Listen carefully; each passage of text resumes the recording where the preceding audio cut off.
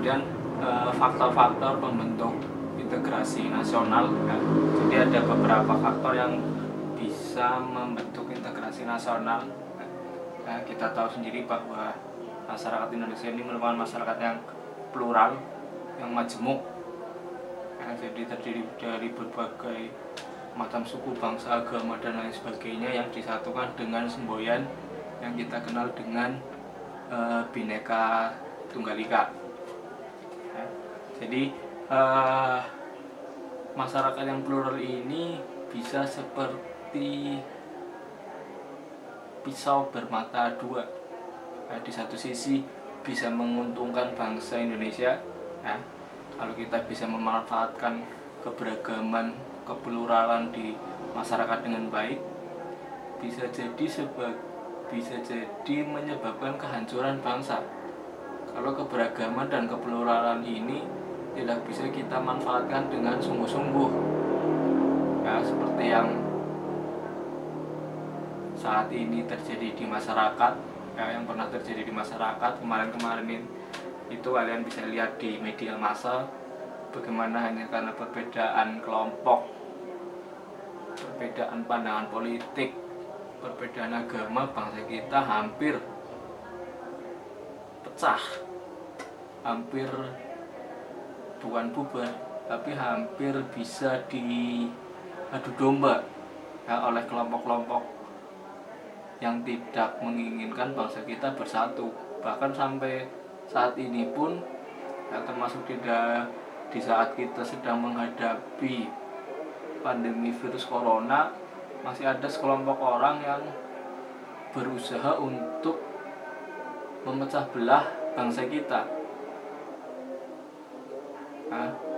Ada yang beranggapan bahwa karena virus corona ini berasal dari Cina, kemudian semua orang Cina yang ada di Indonesia ini membawa virus corona. Itu salah satu contoh pendapat-pendapat atau hoak-hoak yang berusaha untuk memecah belah bangsa kita. Apalagi di era sosial media sekarang banyak sekali berita-berita hoak yang bertebaran di sosial media yang bertujuan untuk merusak integrasi bangsa kita yang sudah dibangun oleh para pendiri bangsa kita hingga kita bisa merdeka itu karena integrasi, karena persatuan dan kesatuan. Kemudian faktor pembentuk integrasi nasional yang pertama adanya rasa senasib dan seperjuangan yang diakibatkan oleh faktor sejarah. Jadi ada rasa nasib yang sama, perjuangan yang sama sehingga bisa bersatu. Seperti misalkan kalau kalian punya pacar, kalian pacaran. Kalau kalian pacaran hanya untuk senang-senang, nggak akan lama. Tapi kalau kalian pacaran itu kan menyatu padukan dua orang, laki-laki dan perempuan menjadi satu. Hampir sama konsepnya dengan integrasi. Jadi dalam menyatu padukan itu, kalau kalian tidak punya rasa nasib yang sama, tidak punya rasa seperjuangan yang sama, susah senang bersama, pacaran kalian nggak akan awet, hanya untuk senang-senang.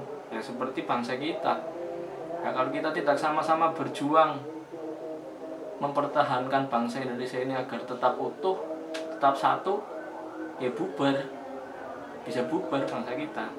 Jadi harus ada perjuangan yang sama, kita harus sama-sama berjuang, tidak bisa berjuang sendiri-sendiri.